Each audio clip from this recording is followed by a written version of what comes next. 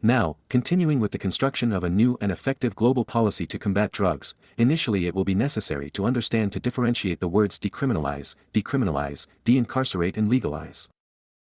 At first it may seem silly, since for many people legalizing drug use is equivalent to decriminalizing them. Everything remains the same, everything will be released. It's not exactly like that.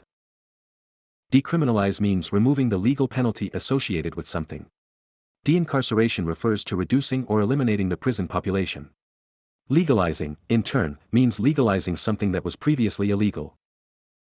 Decriminalization is the combination of the negative prefix, de, with the word criminalization, which is actually a derivation of the word crime. What interests us, at the end of the day, is the idea that the word brings, of something that was previously considered a crime and now, decriminalized, is no longer one. In this play on words, often used incorrectly and reinforced by the media, it is necessary to combat stigma and demystify the use of the word decriminalize. It is important to highlight that decriminalizing is not the same as supporting the use or sale of these substances.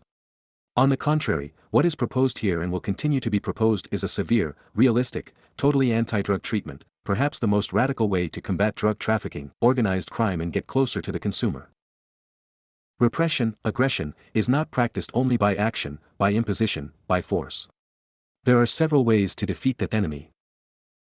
But then why is it so important to consider decriminalizing the use of all drugs? First of all, in fact, what interests us is the idea of decriminalization. Keep its true meaning with you, as has been said so far, and forget the other words in any drug discussion. Now pay close attention. When we talk about decriminalization of the consumption of all drugs, this should be only a stage in the entire process of creating and implementing a new anti-drug policy, not an end in itself. That is, decriminalization is not the solution to the problem. Follow us on the channel to find out what this policy is. Most decriminalization proposals, inspired by liberatory ideas, use the infamous harm reduction policy as a backdrop, which is a big mistake. Uruguay and Portugal are good examples of this. Another very important point is to make it clear that decriminalizing is addressing the problem from its criminal side. Remember, the word criminalization is derived from the word crime. The other legal relationships established by the user are the responsibility of their respective legislation, civil, administrative, labor, tax, transit, in short, and we can then speak of zero tolerance, closing the fence.